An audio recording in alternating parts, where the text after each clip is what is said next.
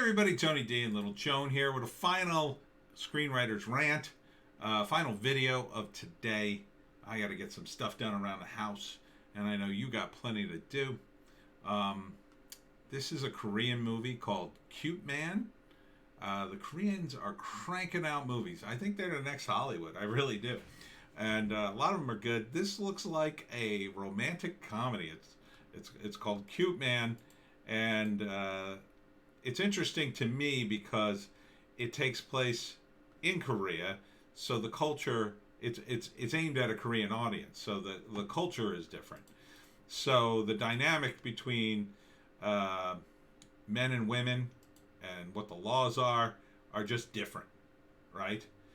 But unlike here, where everything in the culture is being completely undermined, and you don't know, where you stand on anything.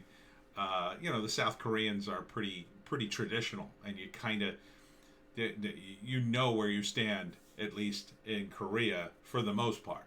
You would recognize the values that they have. So this is our main character. He's the cute man, and he's just down on his luck. He's down on his luck. He's divorced. He is, I'm not sure what he does. I think he goes from house to house on behalf of the government to mandate software coding education. And, they constantly give him little gifts because that's something, I guess, the Koreans do, in terms of hospitality. So you can see they gave him like all this stuff and he doesn't really want it. He tried to politely decline it. So it's fun. It's cute. And the most sincere man in the world, they call it. And then these guys show up. They're loan sharks, and I guess his dad owes some money, and so he's trying to help him out, and he's got no money. And you could see that's a family picture, and this is his daughter, who's says bad things about him, but then he eventually gets an apartment, and he tries to get back with his wife, I think. I'm not sure who's who in the movie. Some of the context is lost upon me. No family, no home. The timid man, K-Sung. So here he's going to be charged 50 cents for parking, and he's so broke he doesn't have it. And this woman gives him 50 cents, and I guess he falls in love with him. The only thing he has is cuteness. And I guess this is him sleeping at her apartment. Maybe she takes him in. And then his daughter says this, he won't be able to satisfy you. And then they end up in a slap fight with each other, which I guess is supposed to be funny. He needs to get his family back, but love also finds him. So he learns how to be, fun. He goes to the shooting range. He learns how to dance on video games. Be prepared to fall for him. And then he gets this funny car. I guess it's a government car. And he goes through some sad times. There he is in a new suit. And he says, "My heart keeps beating." And the pharmacist says, "It's supposed to beat." Ha ha ha. So I'm not sure what this is about. But the movie's called Cute Man. And it is kind of funny. And then, this is a wacky scene where his car won't start and he pushes it along and they play a bunch of wacky sound effects underneath it. Coming in January of 2021. So, Cute Man.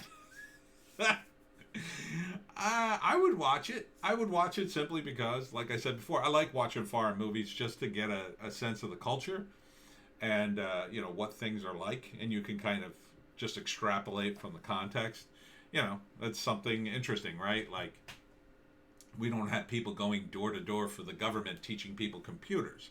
That's not something the United States would do. But in South Korea, I guess that flies,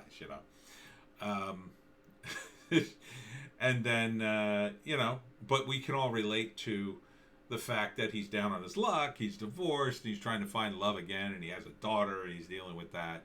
Even though his daughter seems to be really rude, but it seems like it would be fun. Seems like it would be fun to watch, just to on two different levels. On the one hand, you'd have the comedy, which may or may not hit. Comedy doesn't translate well. I think I told you that way back when. Comedy is not something that's a good export in terms of movies, typically, because cultures are different, so the jokes go over your head. Like typically in Asia, things like slapstick still flies, and even guys in drag, that kind of thing, that's still considered kind of wacky and fun. Here, comedy's dead. Comedy's mostly dead. You can't even say anything now, much less do comedy. But when we could do comedy, for instance, I often cite this as an example. A lot of comedies take place in high school, right? They're coming of age movies. Those don't necessarily translate in other cultures because they don't even have the same kind of high school, right? They graduate at different times. There's different, in Japan they have a different high school system where in 8th grade you decide whether or not you go to a trade school or you go to more of an academic track, right? And so they separate, you kind of separate at that point in high school and go in two different paths. So 8th grade, therefore, would be kind of an important time in Japan, whereas here it would just be another grade, right? It's more senior year that's the important, time here. That's when you move on to college, or not. So that's the interesting thing.